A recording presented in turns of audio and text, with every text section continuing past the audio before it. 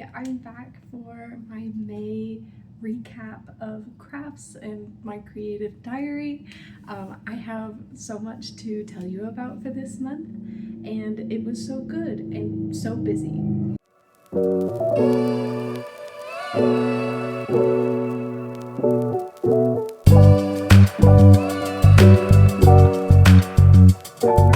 I have to tell you about all of the sewing that I did this month. The Utah Ren Fest was this month, and I've been prepping for a vacation happening later in the summer. So in the whole month, I worked on 5 different pieces, 2 for my Ren Faire costume and 3 just for my personal wardrobe. For the fair, I did upcycle that dress into a top. I think it turned out so cute. And it was really easy to just add the panel and the ruffles. The additional panel was a really straightforward design, so I think I might add it as like a little detail to other skirts, maybe pants, we'll see. But I have the pattern pieces for it now, so it would just be very easy to add it to other pieces. For my costume, I did thrift a red vest because most of my costume was white.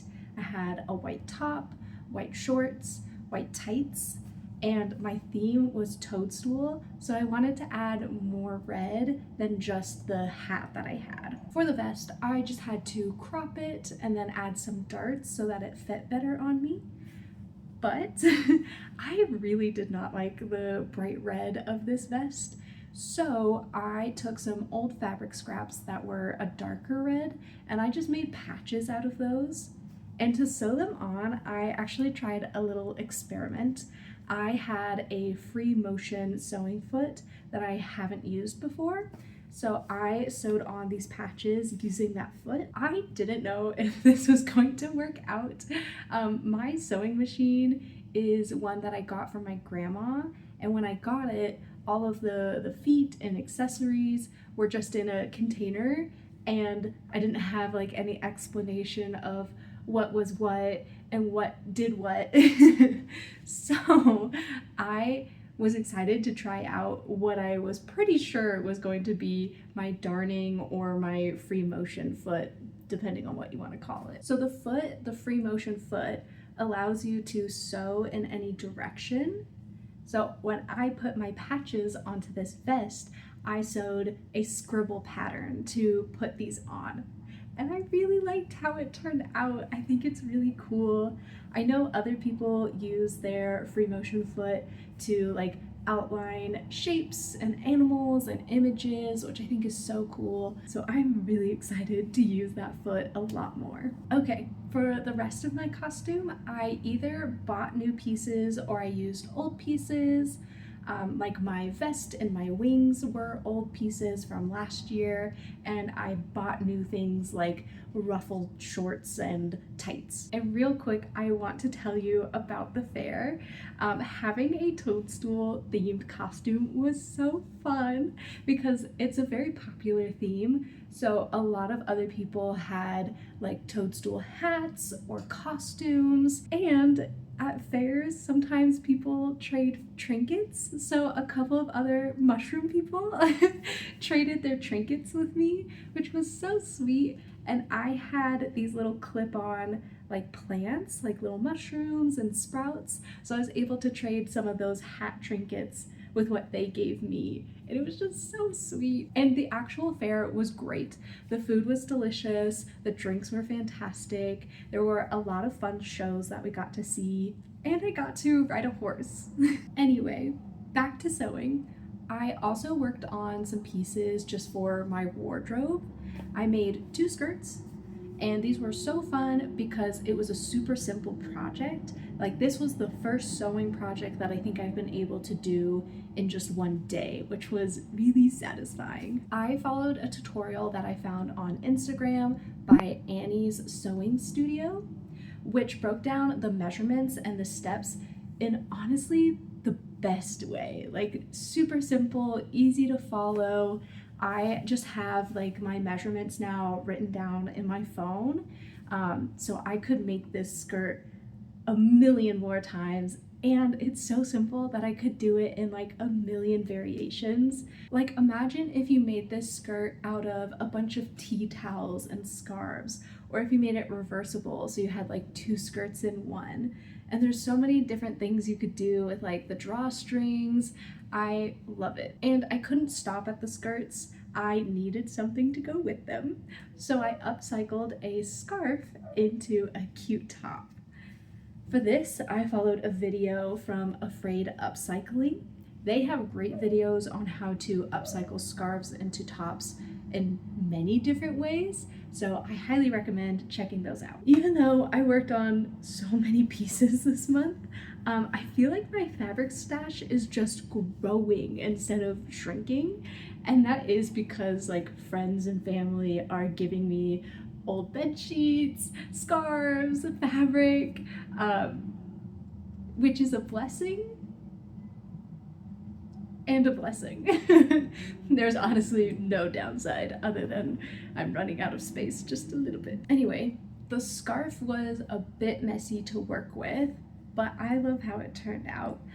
I actually got to wear one of my skirts and this top to a pool party recently, and they were fantastic for the summer. Just like breathable, not too hot, and I was a little worried with the scarf of it being too hot because I don't know the material, but it's a scarf. It feels a little warm. And that covers my sewing for the month. Now, let me tell you about what I cooked in May.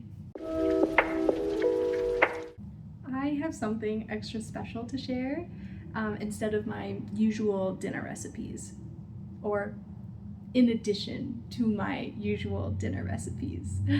This month, my boyfriend and I went to the Utah Food Fest, and this was a festival where they had a bunch of vendors, but they also had workshops.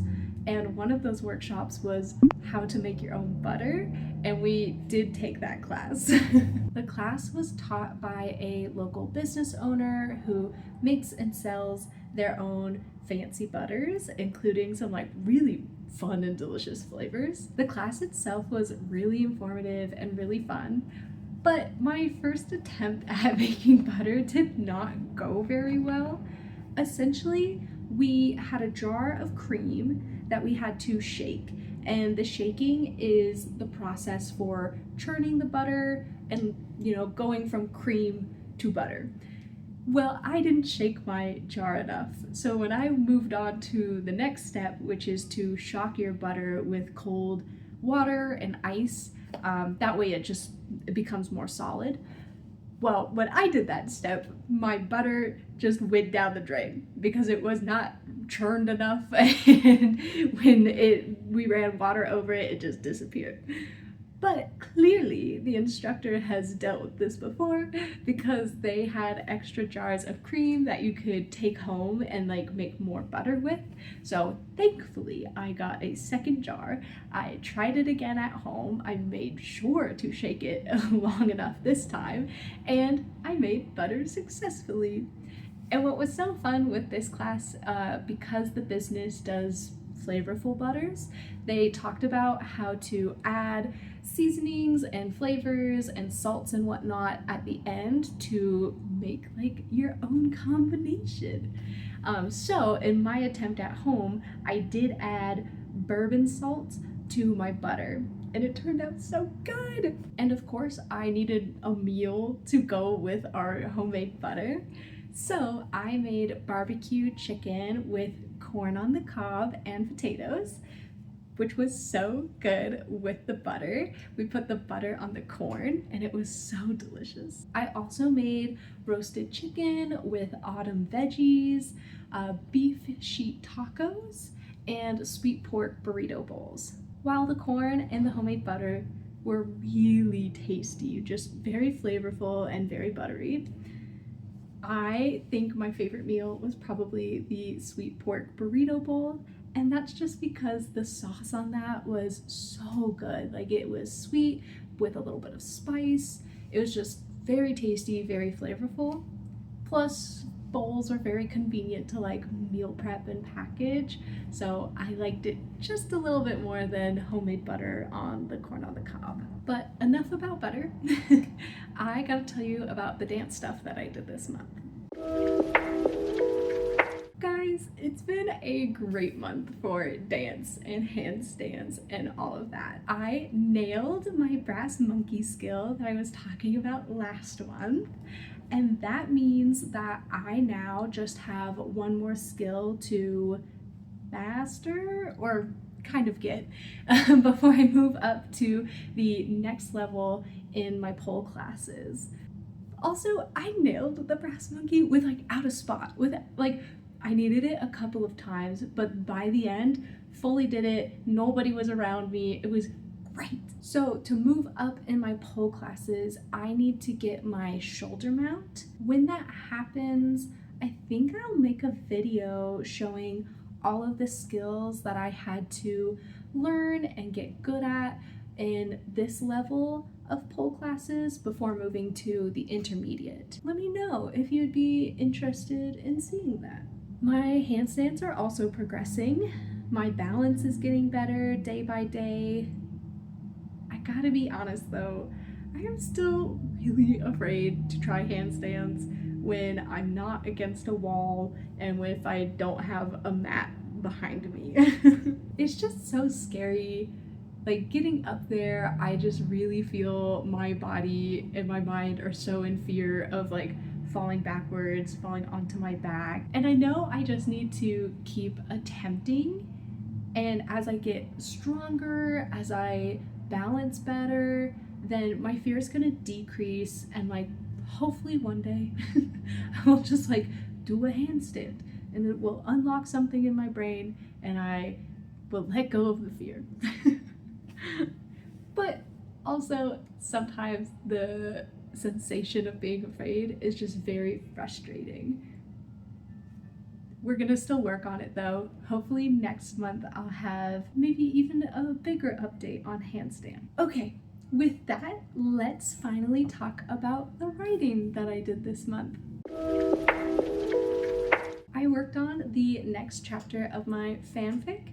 It has taken me a while to write this chapter, and I found this month that if I did shorter writing sessions, like 20-30 minutes, and I did those like more often throughout the month, it was better than trying to do long sessions, of like an hour or 2 hours, but only doing like a couple of those throughout the month. This definitely helped because I think I've just been feeling a little unmotivated with the writing, but I still want to make progress. So the short sessions are helpful in like, I can get like a paragraph or two in 20-30 minutes. And then by the end of the month, I have like most of my chapter written. And I'm hoping that I can post that chapter at the start of June, hopefully sometime soon. I also started writing some other stories just for fun. I am definitely getting close to the end of this fanfic, or like where I want to end it.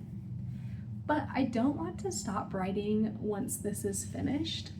Maybe I'll write like a different fic. I certainly have a bunch of other fandoms that I love. Or I might write like a little short story or something different. I'm not totally sure what I want to do next, but I know that I don't want to stop writing. So that's everything for this month. I can't believe we're already in June and like already halfway through the year. In fact, next month means that I've been consistently making and posting videos, these like little craft videos, for half a year, which feels really awesome. So anyway, thanks for watching. If you are interested in seeing more, then you can always subscribe. And as always, you are so cool, you are so talented, and you are so hardworking. Love you. Bye.